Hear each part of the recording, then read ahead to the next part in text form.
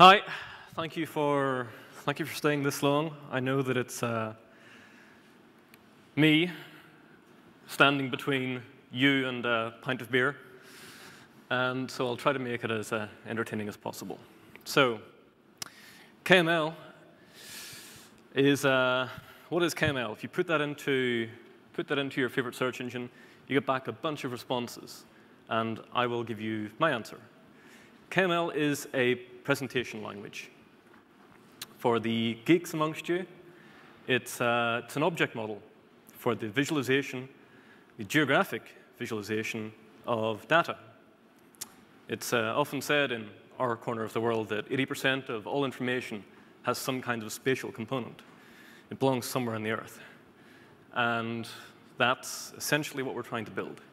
KML is for the GeoWeb. If you tune into the Mountain View sessions a little later on today or tomorrow, perhaps, you'll see some guys from the Mountain View office talking about GeoSearch and what that means. And KML plays a large part in that. You saw Bo a little earlier talk about maplets and the Maps API and making that information searchable. And KML is one way to do that. If you put your KML on a server, a web server, then it's just like HTML. The Googlebot will find it, index it, make it searchable, and so then people can use geo browsers to make interesting queries against that information. And I will show you that a little later on. The other thing about KML is that it's quickly becoming a standard. Right now, I'd say de facto standard for the presentation, the publication of geospatial data. And just last month, the OGC, which is the Open Geospatial Consortium, it's the standards body in this area, they blessed KML 2.1 as a best practice, which means that we are going to work with the OGC to bring KML to the status of a full standard. So I know this session was billed as a slightly advanced session, and I think we wrote that when we didn't quite realize there was going to be hundreds of you here. So I want to give you the whirlwind tour of what KML is. And for those of you who have your laptops open, that URL contains everything you'll ever need to know and more. There's new content pushed to it just late last night, and it contains some information about KML 2.2, which is the next version. I will come to that at the end and hopefully show some demos. You'll notice that my presentation contains no PowerPoint at all. That's to emphasize the fact that KML is a presentation language. And it's not just for Google Earth anymore. That's what I mean by it's part of the GeoWeb. You will see that companies like ASRI, it's a big enterprise GIS company, they have a virtual globe called ArcGIS Explorer, which can read some KML content. They're working on improving that. NASA Whirlwind, it's an open source virtual globe, has some KML support, and of course our own Google Maps can read your KML too, or at least the 2D profile of it that makes sense to show in a 2D map browser. So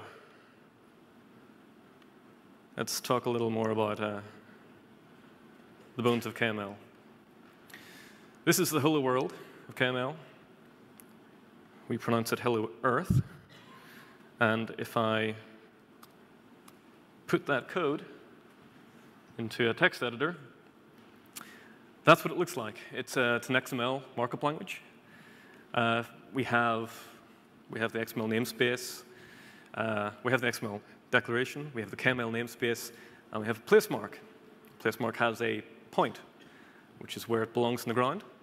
And it also has a name, a snippet, and a description. And this is how they map to what you see in the browser.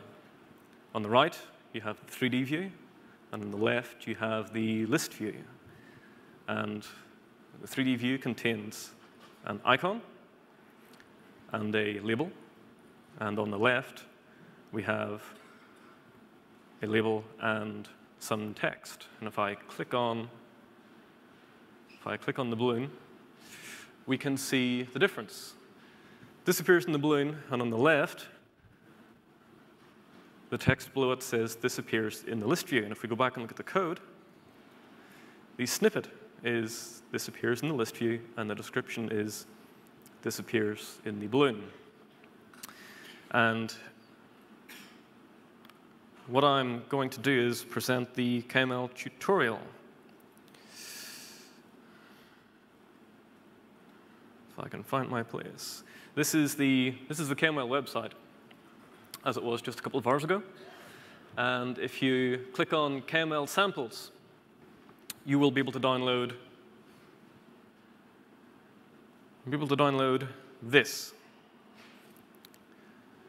And this is to give you a flavor of what KML is. For the most part, the most interesting part is geometry. KML draws something on the Earth. It's for presentation. So if we look at some place marks, I think we have to go to the mothership. This is a simple place mark. It's what we saw before. It has default behavior for the most part. You can see if I roll over it, it increases slightly in size. There's nothing in the KML that's telling it to do that. That's an implementation detail that Google Earth gives it. That, of course, is controllable by you. We'll come back to that. This is a floating place mark. If we zoom in a little and rotate, you can see it appears to be floating in the air. That's because KML is three-dimensional. And this is an extruded place mark.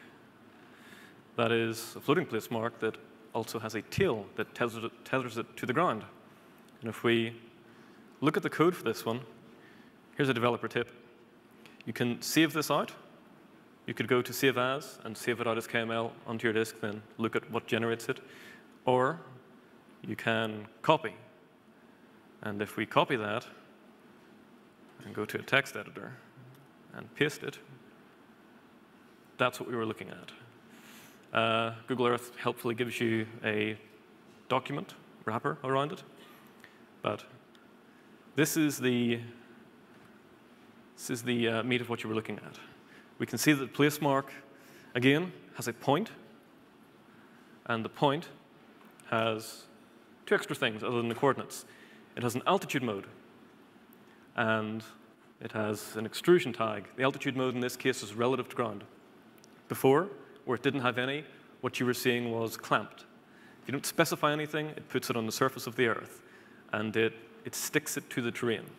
So if you're using Google Earth to put a place mark on top of Everest, and you don't specify any altitude mode, then it contours to the terrain itself. We have something called a style URL. And in this case, it's local. And one thing I'd like to emphasize is that style URL is actually an URL. It could be HTTP, point off to some web server. One criticism that's sometimes leveled at KML is that it doesn't separate style from content. And of course, the argument against that is that's actually a good thing in some cases. It encapsulates everything. You can bundle everything up and ship it as one atomic object. The style URL itself is defined here, globe icon. We can see it has two styles. It has an icon style and a line style. And the icon says, well, whatever the default icon was you were going to show, make it this one instead. And the line style, which applies because the place mark's extruded, says make that line 2 pixels wide. And if we go back to Earth, that is indeed what we see. So there's slightly more to styles than that, of course. And if we look at this example, roll over this icon. Okay, if I roll over, it changes. Not only does it change in the 3D view, but if you look at the list view, it changes there too. So what's going on here? If I select that, copy it, and we look at the code, it's a simple place mark. It has a name and a point, and the style URL says example style map. And if we look for example style map, here it is. This is not a style, it's a style map, which has two pairs. So we specify a key and a style URL for each. The keys are hard-coded. It gives you a ruler behavior. There's the normal state and the highlight state. And the behavior is defined for each, is defined in their own style URLs. So for the normal place mark, we say, this is what your icon is. As we roll over, we say, change your icon to this. And we'll see some examples later on when that's exploited to do much more than just change the icon. One of the gotchas about working in the world that we work in is compatibility between different browsers and so on. And this is no different. We have this description balloon, and in it, you can put lots of different markup. Google Earth is not a full HTML renderer. We render only a subset of it. So for example, in Google Maps, you can embed a YouTube video right inside it. And in fact, you can embed another Google map inside the Google Map balloon. You can't quite do that here. So again, this is all just from the online tutorial. You're free to explore this as well. This is a fairly complete collection of everything that we can render. It's basically the rich text subset of HTML. Okay, that's the place mark. Another piece of geometry is also the overlay. If we head over to Sicily, that's my data. And if we switch this on and hope the network is with us, that is the eruption that happened. When did it happen? July 13th, 2001. I can show you the angle brackets for this. Here we have a ground overlay that looks something like a place mark. It has a name, a description, and it has an icon. The icon is the location of the image. And we can also see a couple of extra things. The lat long box specifies the extent of the image, where do we want to draw it. And we also have look at, which is new. And that's why we're looking at it like this and not like that. That's the default behavior. If you don't give a look at, then you are put looking top down, north up, and the client tries to make a sensible guess about the extent of whatever you're looking at. So if you give a collection of place marks, then it would try to bring all of those place marks into view. And so look at is a way to say, I want you to look at it like this instead.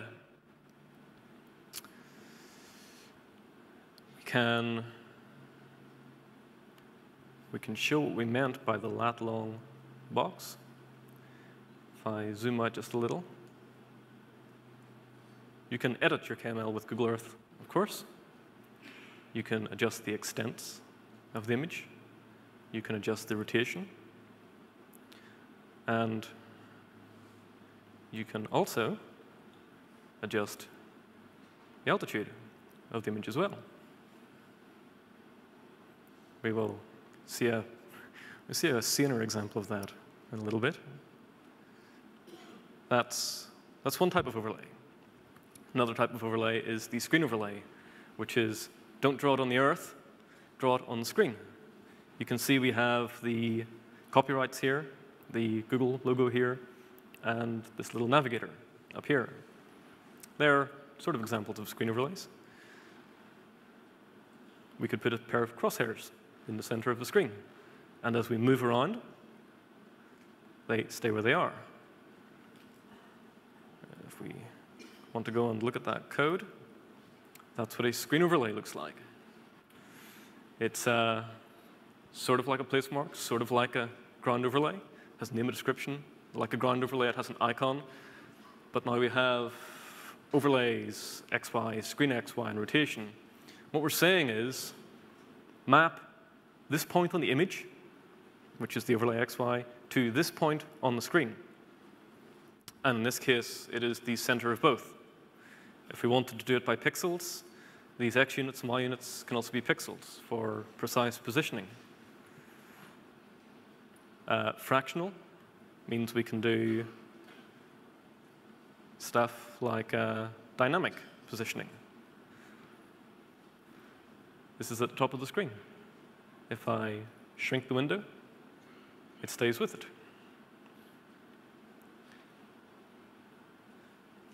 OK. More geometry. We can draw lines. If we fly to the Grand Canyon, we can see some examples of how we draw lines. This is a line that has 2 points. It's being drawn from that point to that point. This is also a line that's being drawn from very similar points. But one of them is following the contours of the Earth and one is not. And that's because one is tessellated and one is not. Tessellation, of course, is taking an object and splitting it up into smaller pieces. And if we want to draw a line from one point to another point that's far away, especially given that the Earth is A, spherical, and B, hilly, then we have to tessellate that line. And lines also have altitude modes. Both of those lines were clamped to the ground. This one is not. This one is at an absolute altitude. And so it's flat. If I let you see the code for that one. Nope. Try that again.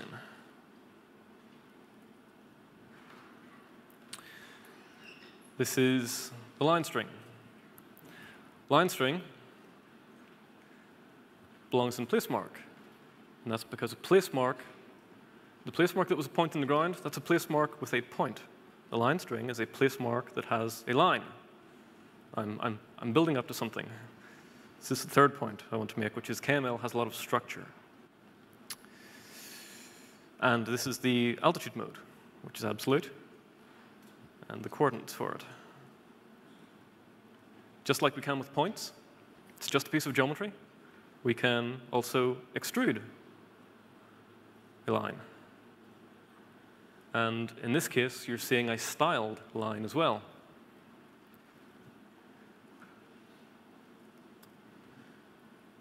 This is got a style URL of yellow line, green poly. And if we look at that style, we'll see this is the line style. This is the poly style.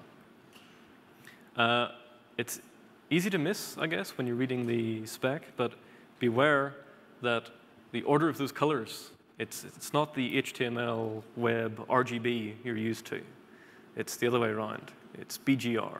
In fact, it's A BGR. Alpha first, then blue, green, and red. OK. There's also relative lines. Clamp to ground puts it flat on the ground. Absolute just lifts it a certain number of meters away from sea level. Relative has knowledge of the terrain underneath. And you can see this line is contouring to this hill that's underneath it.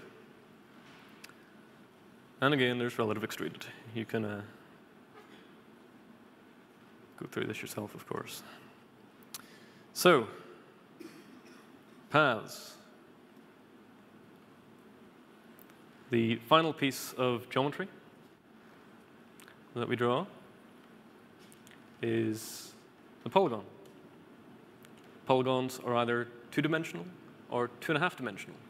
In this case, you're looking at a 2.5D polygon, which is just like a point in a line can be extruded.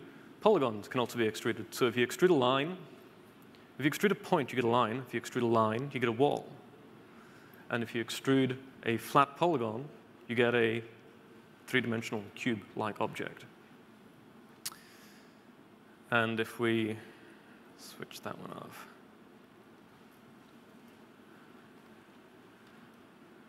this is the pentagon.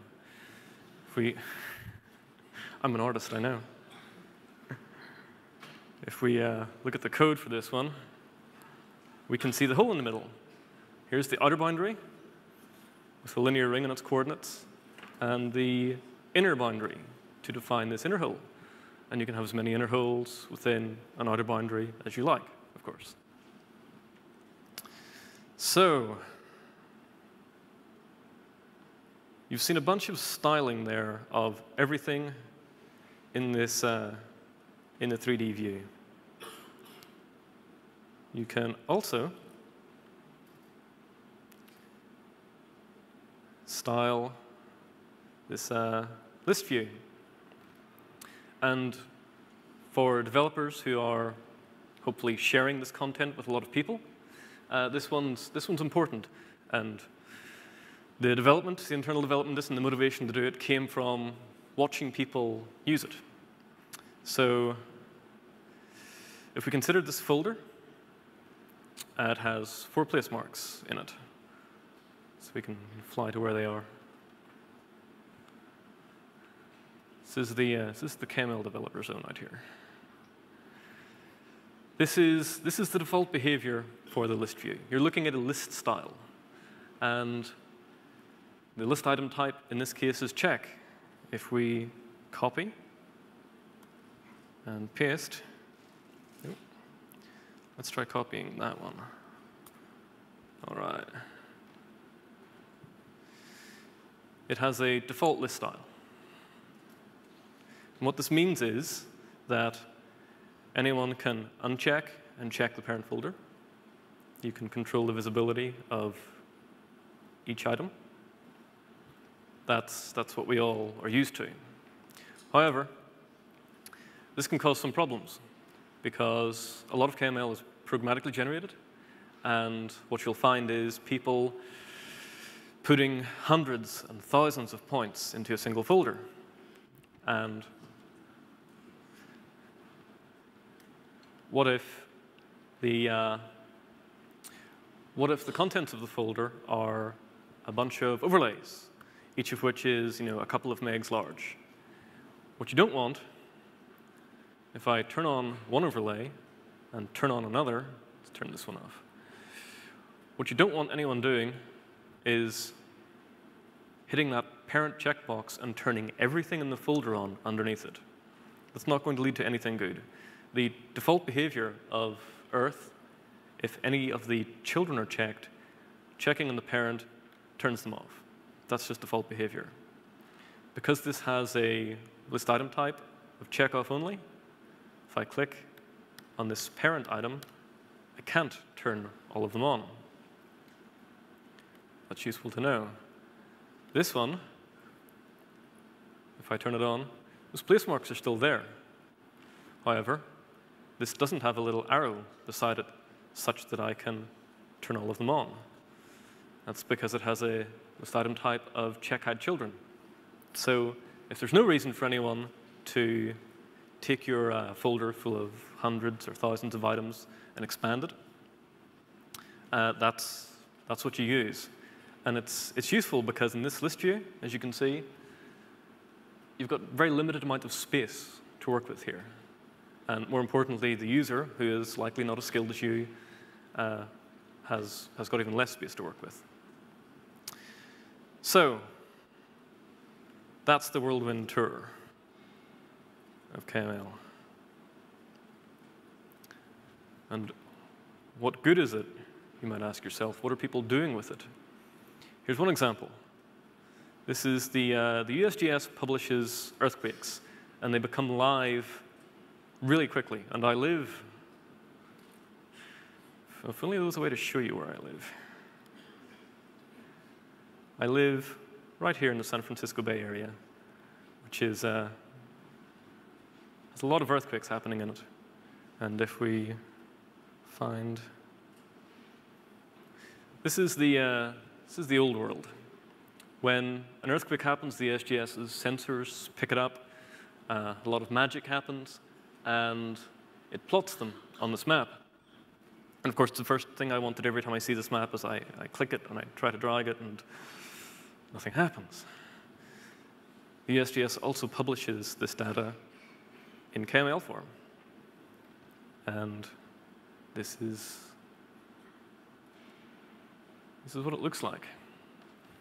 You're seeing an example of almost everything I showed you in a very dry, boring format. You can see screen overlays. They have the legend here, so you can interpret the data. They have their logo beside ours. That's a good tip, actually. If you're positioning screen overlays in your data, you want to avoid the top right and the bottom right, because you're going to conflict with the Google logo down here and the navigator up here. If I continue zooming in, you can see these lines. These are styled line strings. They're illustrating tectonic boundaries.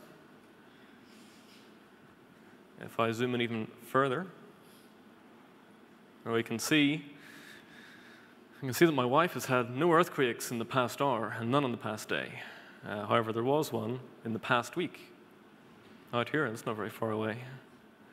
There was a 2.8. If I zoom in a little more, see precisely where that was. It's in the Oakland Hills. She probably wouldn't have felt that. So that's an incredibly rich, interesting way of sharing this data. And it allows you to see much more at once than navigating in this style. We can zoom out. And remember those geography lessons we all had as kids? This is the 21st century version of the same thing. There's the Alaskan Islands. If we zoom out and come around to Indonesia. Okay, so there is also another bunch of KML that is available to you at no cost. This is our layers panel in Google Earth. And we went from publishing almost nothing as KML to publishing a lot of data as KML in here. If we look at the geographic web layer, there's Panoramio and Wikipedia. They both publish their content in KML form, and we take it and redistribute it like this for them. In featured content, there's I love this one. This is the Rumsey Historical Maps. There's a chap called David Rumsey in California, and he has a vast collection of antiquarian maps. If we turn on this one,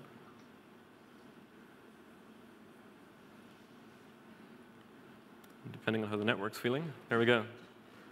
These are ground overlays, just like the Mount Etna one I showed you earlier on. And we can zoom in, and you can see that something's happening. It's sharpening up. We'll come back to this one. This is the problem with running a live demo. If we go back up to Panoramio, Panoramio is incredibly cool. If we come and look at where we are right now, Panoramio is an online It's an online collection of geocoded photos, essentially what it is. If I switch it on, I should see something. Ah, there we go. So we are here. I guess I'm standing right about here.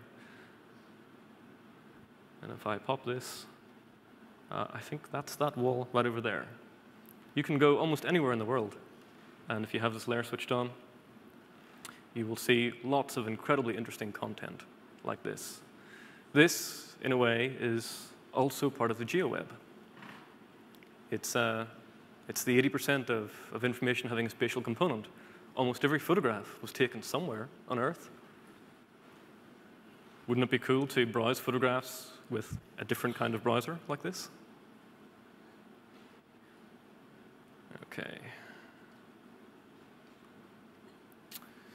So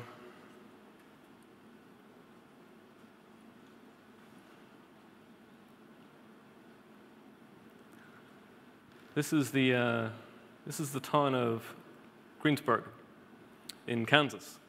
And last month, it was hit with a huge tornado that almost entirely devastated the town. And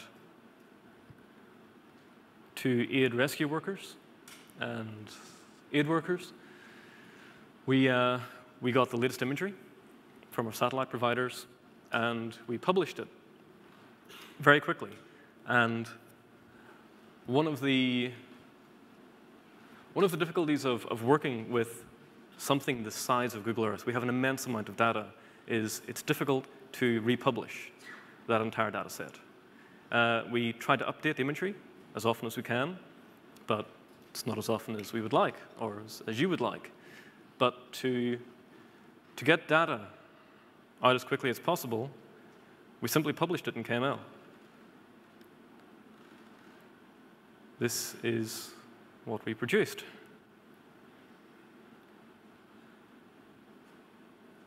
And you can see what happened to the town. There's almost nothing left. If we switch back to the before shot and the after shot. So KML is also about taking lots of information and putting it in context. It's one thing for someone to send you a JPEG of something like this. We've all seen that on the news. It's something slightly different to use the globe to explore this information. And somehow it feels different when you can zoom out and see where you live, and then zoom in and see what happened here. It loses its abstract quality, for me at least. So, I'm going to show you something I did with KML. When I got here last Sunday, of course, I was a total tourist, and I went to Circular Quay to see the bridge and the Opera House. And I really wanted to get out in the water, and I found a good excuse to do so. This is Taronga Zoo, right over here. This blue line you're looking at was recorded from my GPS device. I switched it on and tracked my position, downloaded the data into Google Earth, and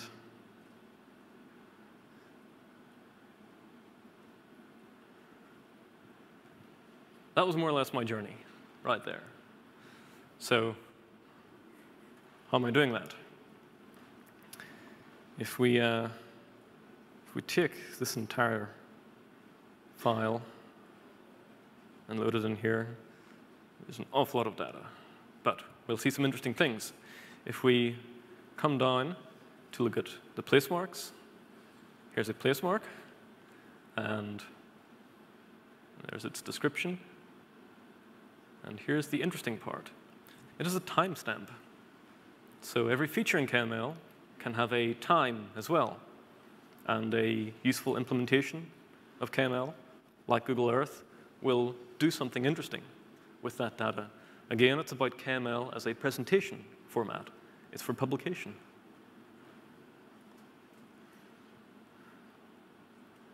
Another example.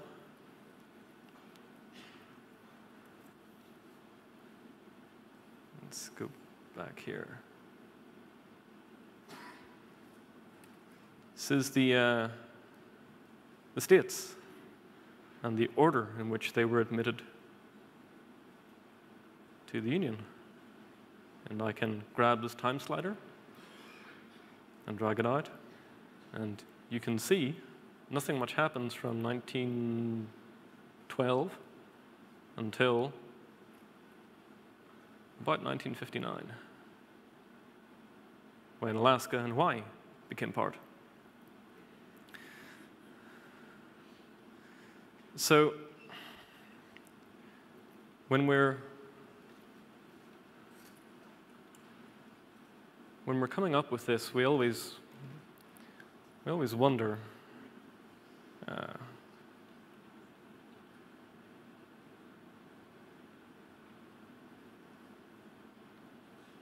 let's try that. Oh.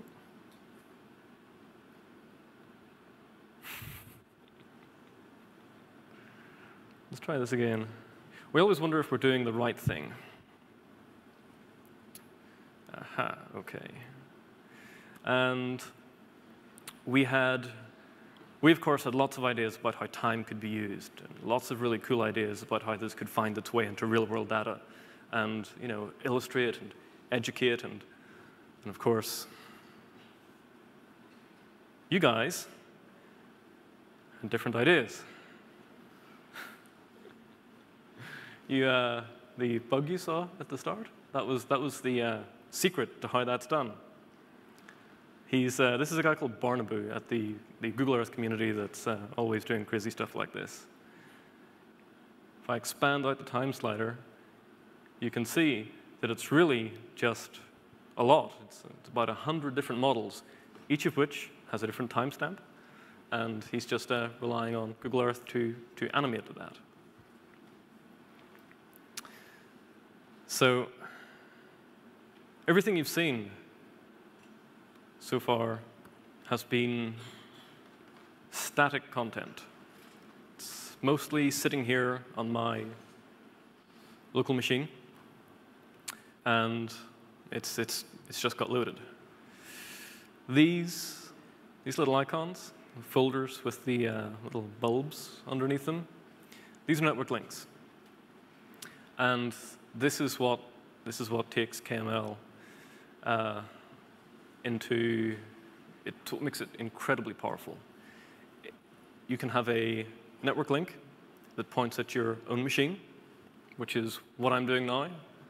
If I look at this is the properties of the network link. It's pointing to something called states.kml. If I look at this one, if I copy that actually and show you the actual code, this is the code for that. And a network link, there are several different kinds. The simplest of which is a static link that simply fetches the URL that you pass it, brings it into the client, and job is done. You can also have a time-based refresh. So you can specify your network link to refresh so many seconds, so many minutes apart. There's also the view-based refresh, and this is what I want to show you. It's a very quick demo. This network link has a view refresh mode, a view refresh time, and a refresh interval. What this means is that the refresh mode is on stop. That's what triggers the refresh of the link itself. It's really the camera motion we're talking about. When the user has stopped moving, refresh. Fetch this link again. And do it 1 second after he has stopped moving. This is the link we're going to go and fetch. View-centered placemark.py. It's a little Python file. And this is all of the code for it. What's going to happen is that the client is going to fetch that link. But because it's a view-based refresh, it's going to append the current position onto the request. It's going to make an HTTP GET, and it's going to append a bbox parameter onto the end. Again, this is just default behavior. Those of you looking at the documentation, there's a tag called viewFormat, which allows you to specify precisely how that request gets sent. And you can add in many other parameters. The default is just to send the current bounds of the view. So server side, we are going to capture the bbox parameter, split it by commas, because that's what it gets sent at. We know it has 4 components, and we know the order they're coming in. They're west, south, east, and north. And we're going to calculate the rough center. And in response to that, we're going to emit a place mark. And the place mark has a point, which is the rough center we calculated. So if I move my view and stop and wait, you can see the link refreshing there. It made the query, and the server on the local machine here sent back the response. That's the trivial hello world example. There are websites like earthbooker.com, which rely on this to serve content in KML form from huge databases. And we are coming to my favorite tag. The view-based refresh is one way for you to share vast amounts of data. Let's say you're sitting with a database that has 500,000 locations, 2 million locations. How do you share that with people? How do you publish that data? One way is the view-based refresh. You write the little chunk of server-side code. The client's network link talks to it, sends you its parameters. You parse out that information, and you send back your data. Another way is to carve your data up. And to do that, we need to introduce the region tag. This one's a biggie. This one's at least a day-long seminar all by itself. If we close that one. The KML 2.1 tutorial and overview has lots of really cool information about this. Regions. And it has useful diagrams and little chunks of KML that you can copy-paste into a text editor, save out, and see what's going on.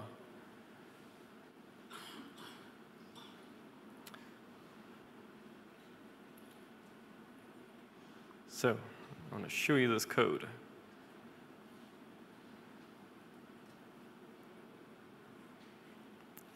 This is one of those place marks. This is the, actually, let's show the 512 place mark. This is a place mark, and it has a region. And the region has a lat-long alt box. The region also has an LOD. And so what's happening here is that we are specifying when to draw this data. What we want to do is we want to provide a way for you to share really large data sets. The Rumsey maps you saw, each one of those is many, many, many megabytes large. And the raw image itself is way larger than your video memory can comfortably handle. The images themselves are, if you're not sure, we tell you. The max texture size this machine can handle, it has a pretty good graphics card, is 4K by 4K pixels. Lots of really interesting images are very high res. They could be 8K by 8K. So how do you share those? And region technology is our answer for doing it. So if we look at what's happening here, as I zoom out, we can see these place marks disappearing. The white line you're seeing, the white square, is just a visual indication of the region. So if we go back to the code, we can see that we're defining the lat long alt box. This is the region. And we're also defining LOD. LOD stands for level of detail. And in it, we have min and max LOD pixels. What we're saying is, when this place mark, or sorry, when this region, when this defined region takes up a minimum of 512 pixels in screen space, then you can show it. And if I zoom out and back in, there we go. That transition point right there is when this distance becomes 512 pixels. And I'm doing the same with the other place marks. That was 512 pixels. This will be 256. And that now becomes visible and invisible, and so on. What we're doing is controlling the visibility of each individual feature.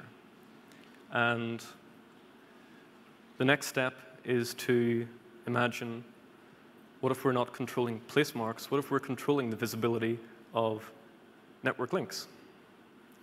And the network link itself can point to another network link, which has a region.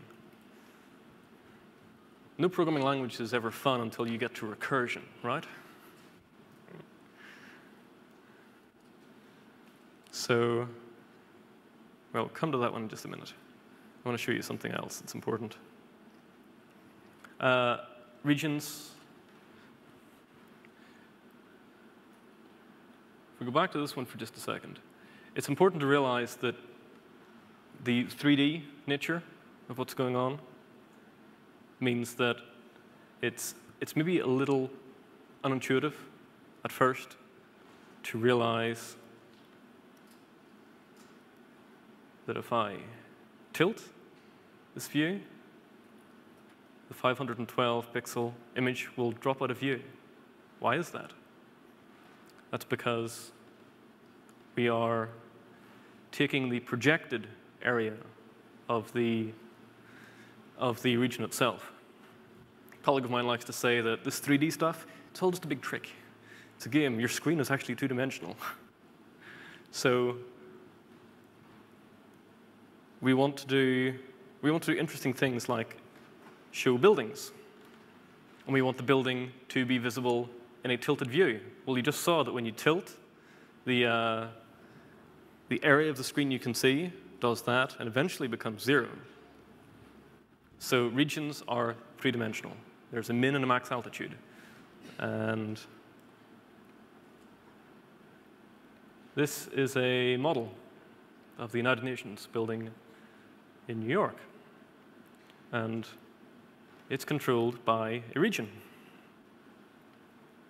If I zoom in and out, I see it appear and disappear. And of course, what I want is, I want to tilt and look at it and have it still remain visible. So the region for this area is not just flat on the ground. As we saw, the region is three-dimensional. So when we rotate, we're not reducing the apparent screen size to 0. I'll show you another example of regions and time.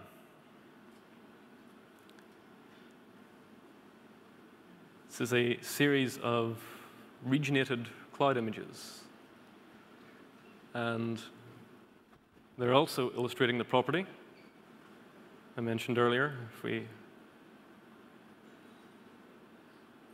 come find where we are, we can tilt and go under the clouds.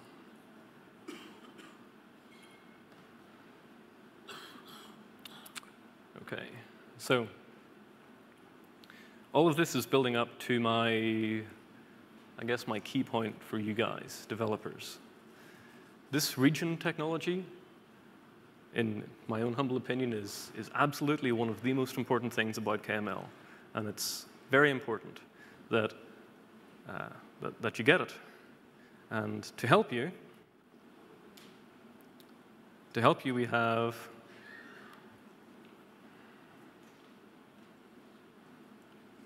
this. This is the Regionator. It's an open source project hosted on Google Code, and it's a collection of Python utilities. It's effectively a code base. I wouldn't want to say that it contains production quality tools, although it does have tools. It's really an exemplar. Region is almost by necessity complex, which is to say it's a power tool. You can hurt yourself with it. It's easy to get it wrong. And the Regionator code base is there to help you guys understand the intricacies. How do I chop up my images? What size should I make them? How should I arrange them? If I'm carving up areas into ever smaller areas, what's the best way to do that? The answers are mostly here for you. This is the wiki page of the same one. There is a short welcome and a link. There is a very detailed write-up on something called the Swiss Transit, which I'm about to show you. And this is the important line right here, SVN checkout. Absolutely encourage you to do so. Like GWT, it's released under the Apache 2 license, which is about as free as we can imagine. It allows you to build it into your commercial applications, your free applications. You don't have to ask for attribution or anything, just go nuts. So this is a quick example of the kind of thing that is in there. This is something called CVS or CSV Regionator. I'm going to show you something first. That's Switzerland underneath that. And all of those points are Swiss transit stations. And this is the data that some enterprising soul decided they wanted to publish as KML. And at that time, there was no sane way to do this beyond putting everything into a database and then using a view-based refresh to query that piecemeal. Here is my view. Serve me stuff that is within my view. So here is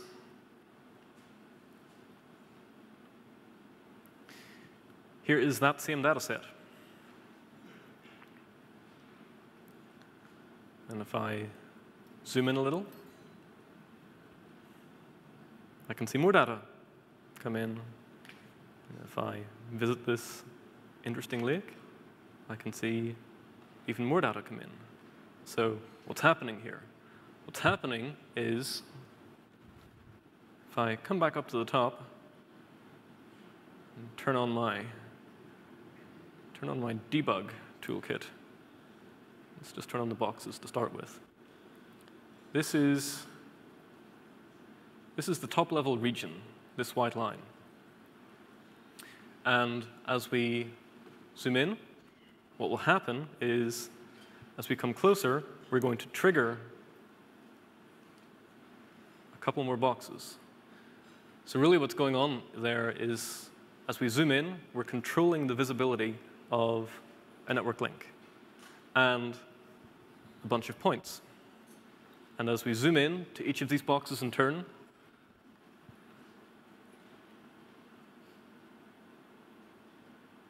we bring in slightly more data. And we're only ever looking at data that is within our view. So as we come in closer to the lake, everything that disappeared here is no longer being drawn. And the client doesn't get bogged down with trying to keep drawing these thousands of points that aren't anywhere interesting. When we were looking at that, This is a screenshot because I just dare not load it up in the client. Bad things will happen. The client has to maintain the visibility of all of those things at the same time. With regions, we don't have to worry about that. And the blog post, sorry, not the blog post, the wiki post I showed you right here. This is a fairly lengthy write-up about how you can produce exactly this. There's a chsbb directory that got checked into the code base, and all of the various scripts and the source data and everything is in there. And if you peruse this document, it will explain to you how you can have this on your screen as well. It also illustrates some styling tricks. If I turn these off and go to styled, there's the rollover we saw earlier. If I click the balloon, it's now blue. We're missing the directions from, directions to link. That's because we're using balloon style. So balloon style is a way for you to control the user experience of what you would like them to see.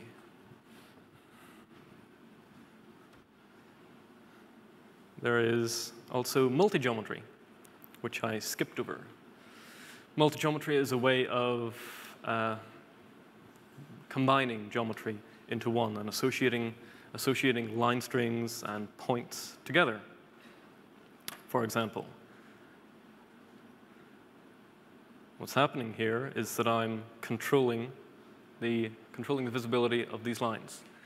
If you recall the style map that talks to two styles, normal and highlight, the normal state says these lines have full opacity or no color. And as I roll over the highlight state, then it switches their color. And we can see even more data being brought in.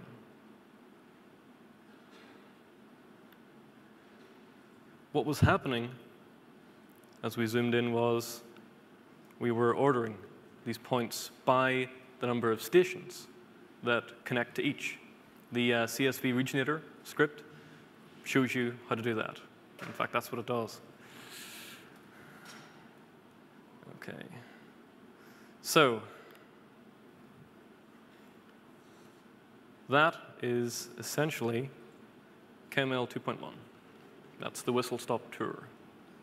And how much time do I have? What I would like to do is, first of all, I will give you a demonstration of the GeoWeb. When I arrived here,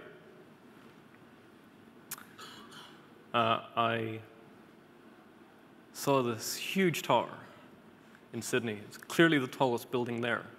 And I asked myself what it was. Of course, I didn't know, so I asked Google what it was. And these are the search results that you've seen for a long time. If I check out the first hit, it's the University of Sydney, and apparently they like their view. The tallest building's unlikely ever to break its view of the harbor. Well, cool, it's not quite what I was asking, though. If I scroll down, there's now something called web results here. This is the result of the Googlebot finding KML files, GeoRSS files, and indexing them. And we can now make queries against them. And the first hit, in this case, Sydney Tower. It's the tallest building in Sydney. If I can find my 3D buildings layer, I believe there's a model of it.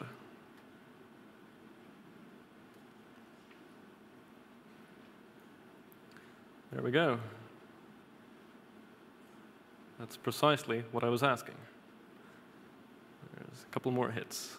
Sydney Tower. There's a lot of information. Cool. That's my question answered. Thank you, whoever you were. G-Earth hacks. So I want to move on in the final minutes and talk a little bit about KML 2.2. And several additions, one of which is to address precisely this issue. There's no clean way to give attribution on your data in KML. You can add it to your description. This is the description of the KML file we're seeing. And so you could put it in there. But if we snippet the search result, then it's a bit of a crapshoot about whether or not it's ever going to be seen. So with KML 2.2, we realized, of course, that this problem's already been solved quite neatly by Atom. So this is the KML site. Search the GeoWeb. That's what I'm looking at. Oh, sorry. OK. So we have imported some aspects of Atom, specifically the author and the link tag. And KML 2.2, it's beta, capital B. It's not the usual Google beta. We really mean it. It's subject to change. And this is the one thing I want to stress to you, that it's not going to change.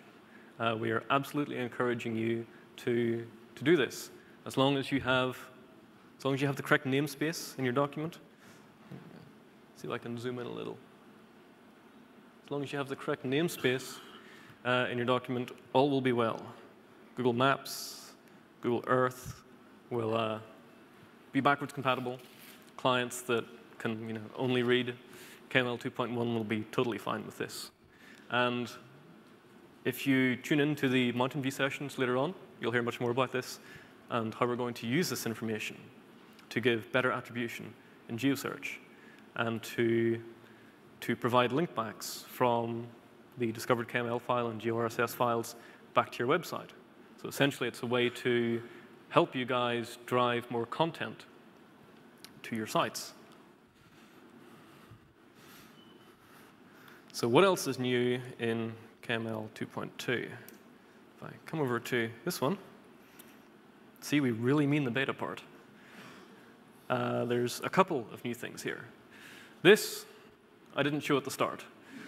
This is KML. This is the object model for KML. Those of you who are object-oriented programmers recognize this as being something like a class hierarchy.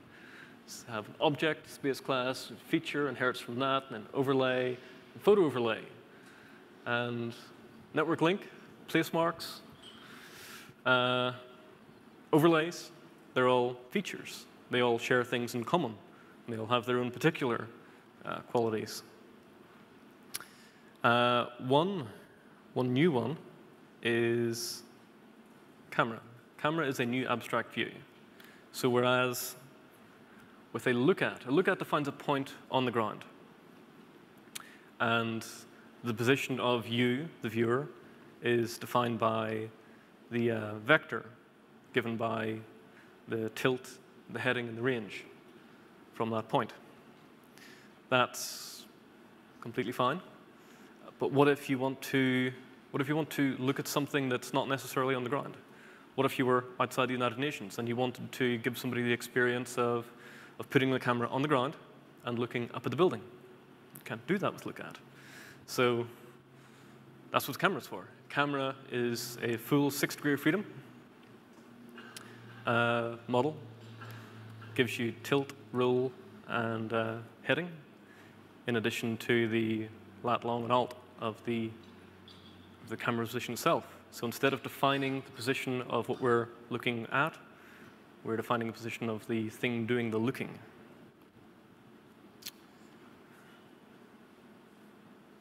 If I can skip back. There's no good way in KML at the moment to link from one feature in a document to another feature. HTML has had this for a long time. It's called anchor links. You can use them to skip around in the same document. You can use them to fetch another document and immediately leap to a certain portion of it. KML has entered the 90s, and we are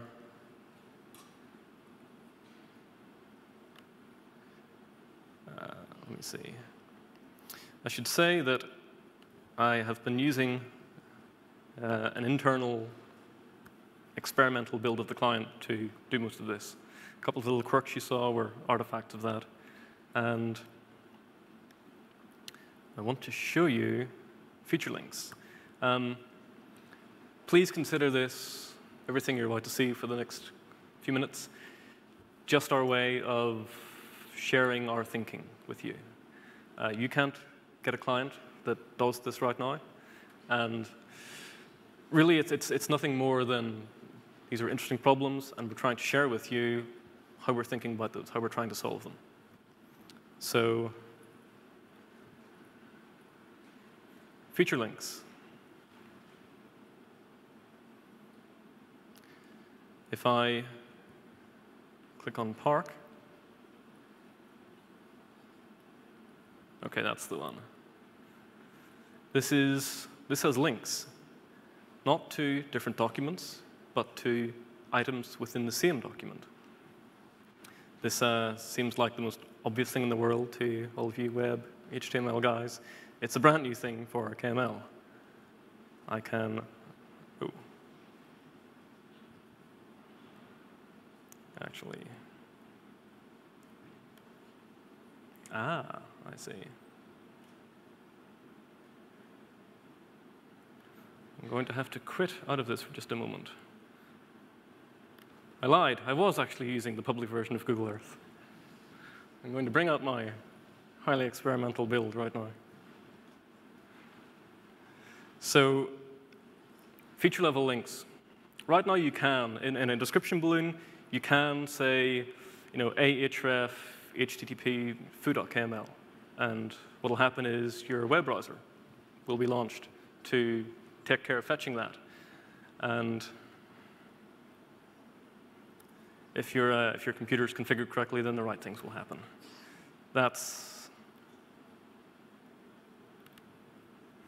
not necessarily the experience we want to have. So let's try this again.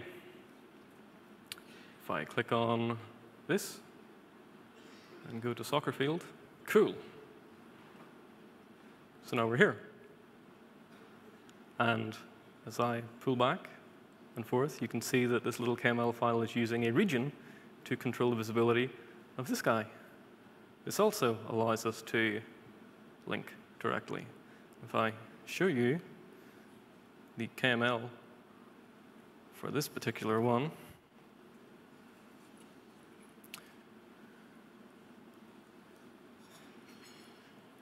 this is the magic for that. All we're doing is just giving each feature an ID, and then linking directly to that ID. Find a better example. Okay. So let's go to the school. So you get the idea. One of the driving forces for this that really brought it home for me is we recently published the American Institute of Architects layer in the client. It's the 100 best buildings in America as judged by them. And what happens is, perhaps I can even show you.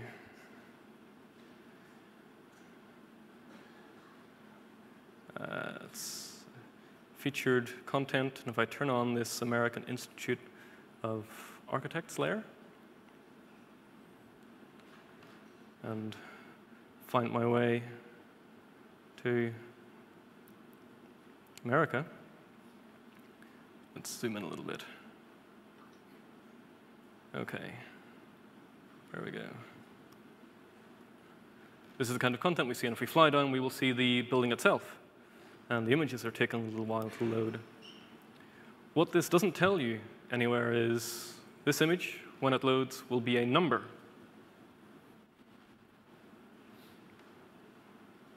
Oh, sorry. Got the wrong one. Golden Gate Bridge, let's try that. OK, Golden Gate Bridge, number 5. Cool. Where's number 4? Don't you want something to click on there that just takes you to number 4? That doesn't exist in KML 2.1, so it's use cases like this that are very much the point of providing this functionality. The last thing I want to show you is a use case for camera. So on Sunday, after I got back from the zoo, I walked around here. This is Mrs. Macquarie's Point, and it provides the best view of the Opera House and the bridge. If you're out of town, you want photographs of these guys, this is where you want to be. And I wanted to send this to my friends and say, hey, cool, look, I'm in Sydney. And KML 2.1, this is the kind of thing I send them. It's a place mark with a look at that points them in that direction. And when we pop the description balloon, it just has a standard IMG SRC, and cool, there's my photograph. So something we are proposing, adding to KML 2.2, is photo overlay, like screen overlay and ground overlay.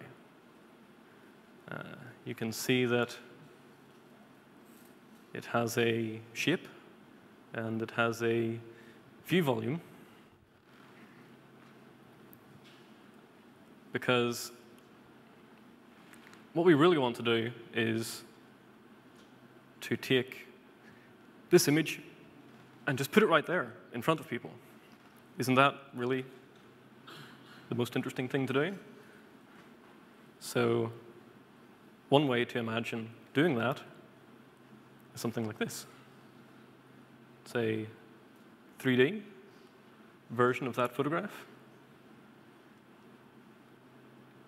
And you can imagine it might allow you to do something else, like walk up to the photograph and see it. So that I think is pretty much that. Thank you. He's ready.